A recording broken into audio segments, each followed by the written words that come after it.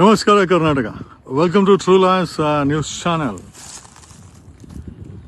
ಒಬ್ಬ ಕಾಮುಕ ಸ್ವಾಮಿ, ಪ್ರತಿಷ್ಠಿತ ಮಠದ ಸ್ವಾಮೀಜಿ ಬಗ್ಗೆ ಬರೆದಿದೆ.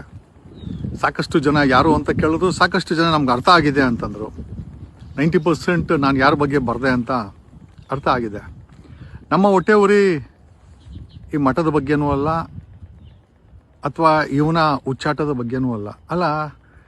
ಭಕ್ತಾದಿಗಳು, ಸಮುದಾಯದವರು, ಕರ್ನಾಟಕದ ರೈತರು, ಮನೆಯವರು ಈ ಮಠಕ್ಕೆ ಹೋಗಿ ಅವ್ರ ಪಾದಕ್ಕೆ ನಮಸ್ಕಾರ ಮಾಡಿ, ಉಂಡಿ ಕಾಸು ಹಾಕಿ, ದಾನ ಧರ್ಮ ಮಾಡಿ, ಜಮೀನು ಕೊಟ್ಟು, ಮನೆಗಳನ್ನು ಕೊಟ್ಟು, ಪೂಜೆಗಳಿಗೆ ಕರೆದು ಒಂದೊಂದು ಪಾದ ಪೂಜೆಗೆ 2 ಲಕ್ಷ 3 ಲಕ್ಷ ಚಾರ್ಜ್ ಮಾಡ್ತಾರೆ. ಇಷ್ಟೆಲ್ಲ ಹಣ ಕೊಟ್ಟು ಕೊನೆಗೆ ಸಾರ್ವಜನಿಕರಿಗೆ, ಸಮುದಾಯಕ್ಕೆ ನಿಂತ್ಕೊಳ್ಬೇಕಾದಂಥ ಈ ಮಠ, ಆ ಮಠಾಧೀಶರು, ಆ ಮಠವನ್ನು ನಡೆಸ್ತಾ ಇರೋ ಒಬ್ಬ ಡಕಾಯಿತ, ಕಾಮುಕ,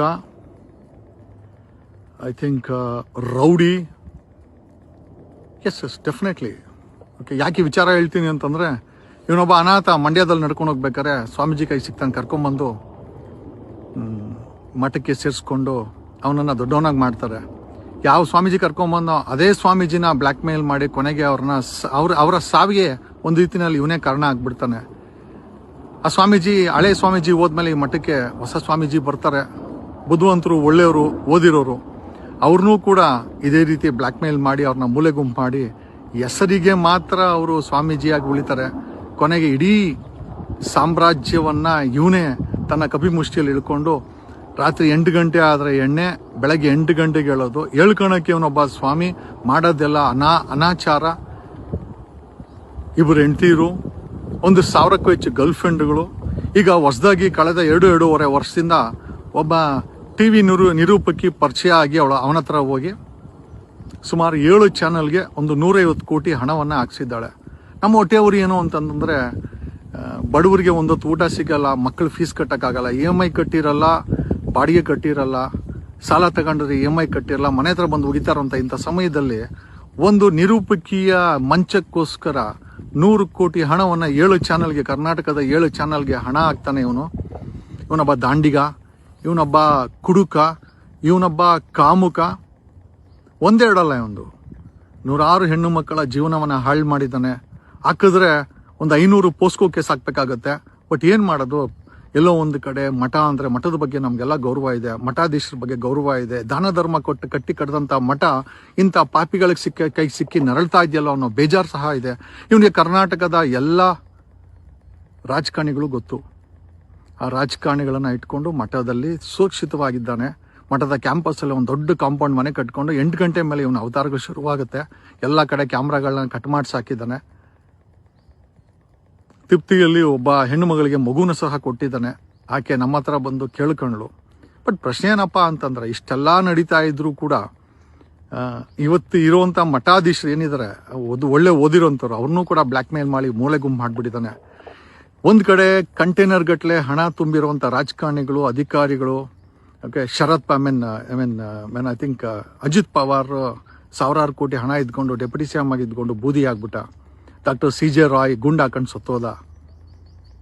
ಮನೆ ಒಬ್ಬ ವೇದಾಂತ ಕಂಪನಿಯ ಓನರು 4 ಲಕ್ಷ ಕೋಟಿ ಕರ್ನಾಟಕದ 1 ವರ್ಷದ ಬಜೆಟ್ ಅಷ್ಟು ಅವನು ಹಣ ಮಾಡಿದ್ದಾನೆ ಮೈನಿಂಗಲ್ಲಿ. ಅವನ ಮಗ ಹೃದಯಾಘಾತದಿಂದ ಸತ್ತೋದ. ಇರೋ ಆಸ್ತಿನೆಲ್ಲ ದಾನ ಮಾಡಬೇಕು ಅಂತ ಸಮಯದಲ್ಲಿ ಈ ರೀತಿ ಸ್ವಾಮೀಜಿ ಅಂತ ಹೇಳ್ಕೊಂಡು ಒಂದು ಮಠವನ್ನ ಈ ರೀತಿ ವಿಕೃತವಾಗಿ ಒಂದು ಗೂಂಡಾ ರೀತಿಯಲ್ಲಿ, ಒಬ್ಬ ಡಕಾಯಿತಿ ರೀತಿಯಲ್ಲಿ ಮಾಡ್ಕೊಂಡವೆ. ನೀವೇ ಯಾರೊಬ್ರು ಹೇಳಿದ್ರು, ಸರ್ EDI CBIಗೆ ಅಂತ. ಕರ್ನಾಟಕದ ಎಷ್ಟೋ ಜನ ಇವನ ಹತ್ರ ಕಂಟೈನರ್ ಗಟ್ಟಲೆ ಹಣ ತಗೊಂಡೋಗಿ ಇವನ ಹತ್ರ ಇಟ್ಟಿದ್ದಾರೆ. ಈ ಮಟ್ಟಕ್ಕೆ ಇವನ ನೆಟ್ವರ್ಕ್ ಇದೆ. ಅದು ಕೇಂದ್ರ ಸರ್ಕಾರ ಆಗಿರ್ಬೋದು, ರಾಜ್ಯ ಸರ್ಕಾರ ಆಗಿರ್ಬೋದು, ರಾಜ್ಯದ ಎಲ್ಲ ರಾಜಕಾರಣಿಗಳ ಜೊತೆ ಇವನ ಒಡನಾಟ ಇದೆ. ಮ್ಯಾಕ್ಸಿಮಮ್ ಹೆಣ್ಣು ಮಕ್ಕಳ ಜೊತೆ ಇರೋದು ಇವನ ಕೆಲಸ. ಆ ಮಂಚದ ಸುಖಕ್ಕೋಸ್ಕರ ಒಂದು ನಿರೂಪಕಿಗೆ, ಅವಳು ಒಂದು ಚಾನಲ್ ನಿರೂಪಕಿ ಕೆಲಸ ಮಾಡ್ತಾ ಇದ್ಲು. ಇವನ ಜೊತೆ ಸೇರಿ 7 ಚಾನಲ್ಗೆ ಈಗ ಬಂಡವಾಳ ಹಾಕಿಸಿ ಸುಮಾರು 100 ಕೋಟಿ, ಒಂದು ಚಾನಲ್ಗೆ 80 ಕೋಟಿ ಏನೋ ಕೇರಳದಲ್ಲಿ ಕೂಡ ಹಾಕ್ಸಿದಾಳಂತೆ. ಈಗ ಬಂದ ವಿಚಾರ ನಮಗೆ. 80 ಕೋಟಿ ಒಂದು ಚಾನಲ್ಗೆ, ಹೊಸ ಚಾನಲ್ಗೆ ಬಂಡವಾಳ ಹಾಕಿ ಆಂಧ್ರ ಇನ್ವೆಸ್ಟರ್ಸು ದುಡ್ಡಿ ಅಲ್ಲಿ ಕೂಡ ಓಪನ್ ಮಾಡಿಸ್ತಾ ಇದ್ದಾಳಂತೆ. ಈ ರೀತಿ ಒಂದು ಹೆಣ್ಣು ಒಂದು ಮಠದ ಹಣವನ್ನು ಈ ರೀತಿ ಚಾನೆಲ್ಗೆ ಹಾಕ್ಸ್ಕೊಂಡು CEO ಆಗ್ತಾಳೆ, ಅವನಿಗೆ ಸುಖ ಕೊಡ್ತಾಳೆ. ಇದನ್ನು ಯಾರೂ ಪ್ರಶ್ನೆ ಮಾಡಲ್ಲ. ಮಠ ಕಟ್ಟಿದ್ದು, ಮಠದ ಶಾಲೆಗಳು, ಸಂಸ್ಥೆ ಕಟ್ಟಿದ್ದು, 500ಕ್ಕೂ ಹೆಚ್ಚು ವಿದ್ಯಾಸಂಸ್ಥೆಗಳಿದೆ. ಸಾಮಾನ್ಯ ಜನರಿಗೆ, ಸಮುದಾಯದವರಿಗೆ ಒಳ್ಳೇದಾಗಲಿ ಅಂತ ಕಟ್ಟಂಥ ಈ ಮಠ ಮತ್ತು ಈ ಸಂಸ್ಥೆಗಳು ಇವತ್ತು ಹೆಣ್ಣು ಬಾಕರಿಂದ, ಕಾಮುಕರಿಂದ, ರೌಡಿಗಳಿಂದ, ಕೊಲೆಗಾರರಿಂದ ಆಡಳಿತ ಬರ್ತಾ ಇದೆಯಲ್ಲ ಅಂತ ನೋವಾಗಿ ಇದನ್ನು ಹೇಳಿದೆ. ವೆರಿ ಶಾರ್ಟ್ಲಿ ಈ ವಿಲ್ ಬಿ ಎಕ್ಸ್ಪೋರ್ಡ್. ಒಂದು ಸತಿ ಸೀಲ್ ಹಾಕರ್ರೆ ನಾವು ಬಿಡೋಕ್ಕಿಲ್ಲ. ಆಮೇಲೆ ಇವಳು ಆ 7 ಚಾನಲ್ ಏನಕ್ಕೆ ಮಾಡಲು ಅಂತ ಕೇಳಿದ್ರೆ, ಜಗದೀಶ್ ಸುಮಾರು ಎಲ್ಲರಿಗೂ ಕಾಟ ಕೊಡ್ತಾನೆ. ಚಾನಲ್ಗಳು ನಮ್ದು ಆಗ್ಬಿಟ್ರೆ ನಾವು ಎಕ್ಸ್ಪೋಸ್ ಮಾಡ್ಬೋದು. ನಾನು ಇವನ್ ಥರ ಈ ಕೇಡಿ ನನ್ನ ಮಗನ ಥರ ಕಾಸು ಮಾಡ್ಕೊಂಡು, ಆಮೇಲೆ ಯಾರೋ ಅಲ್ಲ ಜನ ಹಾಕಿದ್ರು, ಏನು ಹೆಸ್ರು ಹೇಳ್ಬೋದಲ್ಲ, ಹೆಸ್ರು ಹೇಳಿಲ್ಲ ಅಂದರೆ ಬ್ಲ್ಯಾಕ್ ಮೇಲ್ ಮಾಡೋಕೆ ಅಂತ. ನೋಡೋ, ನನ್ನ ಹತ್ರ ಬೇಜಾನ್ ದುಡ್ಡಿದೆ, ಎಲ್ಲದಕ್ಕಿಂತ ಹೆಚ್ಚಾಗಿ ದಮ್ಮು ತಾಕತ್ತಿದೆ, ಒಂದು ಗಂಡು ಮಗನಾಗಿ ಹೇಳೋ ಒಂದು ಭರವಸೆ ಇದೆ. ನಿಮಗೆ ತಾಕತ್ತಿದ್ರೆ ಒಬ್ಬ PC-ನ ಅಟ್ಲೀಸ್ಟ್ ಎಕ್ಸ್ಪೋರ್ಟ್ ಮಾಡಿ, ನಿಮ್ಗೆ ಏನಾಗುತ್ತೆ ಅಂತ ಗೊತ್ತಾಗುತ್ತೆ ಅಂತ ಹೇಳ್ತಾ, ಒಂದು ಮಠದ ಮರ್ಯಾದೆಯನ್ನು, ಆ ಒಂದು ಶಿಷ್ಟಾಚಾರವನ್ನು ನಾಶ ಮಾಡ್ತಾ ಇರೋವಂಥ ಈ ಬೇವರ್ಸಿ ಮಠವನ್ನು ಹಿಡ್ಕೊಂಡಿರೋವಂಥ ಈ ರಾಕ್ಷಸನನ್ನು ಜೈಲಿಗೆ ಕಳಿಸ್ಬೇಕು ಆದಷ್ಟು ಜಲ್ದಿ. ಇವನಿಂದ ಮಠವನ್ನು ಕಾಪಾಡಬೇಕು, ಆ ಸಂಸ್ಥೆನ ಕಾಪಾಡಬೇಕು. ಆ ದೊಡ್ಡವ್ರು ಕಟ್ಟೋದಂಥ ಈ ಮಠವನ್ನು ಈ ಪಿಚಾಚಿ ಕೈಯಲ್ಲಿದೆ. ಇವನು ಮಂಚಕ್ಕೋಸ್ಕರ ಹೆಣ್ಣು ಮಕ್ಕಳಿಗೆ 100 ಕೋಟಿ ಚಾನಲ್ಗಳು ಹಾಕ್ಕೊಂಡು ಅವ್ರ ಜೊತೆ ಮಲ್ಕೊಂಡು ಮಾಡ್ತಾ ಇದ್ದಾನೆ. ಈ ವಯಸ್ಸಲ್ಲಿ ವಯಗ್ರ ತಗೊಂಡು ಮಜಾ ಮಾಡ್ತಾನಂತೆ.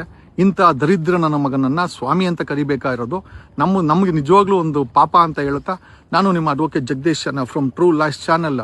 ದೊಡ್ಡ ಸ್ವಾಮಿಗಳೇ, ಇವನನ್ನು ಎಕ್ಸ್ಪೋಸ್ ಮಾಡಬೇಕು, ಎಕ್ಸ್ಪೋಸ್ ಮಾಡೇ ಮಾಡ್ತೀವಿ. ನಿಮ್ಮ ಮುಖ ನೋಡ್ಕೊಂಡು ಸುಮ್ಮನೆ ಇದ್ವಿ, ಬಟ್ ಏನೂ ಮಾಡೋಕ್ಕಾಗಲ್ಲ. ಧನ್ಯವಾದಗಳು ಕರ್ನಾಟಕ.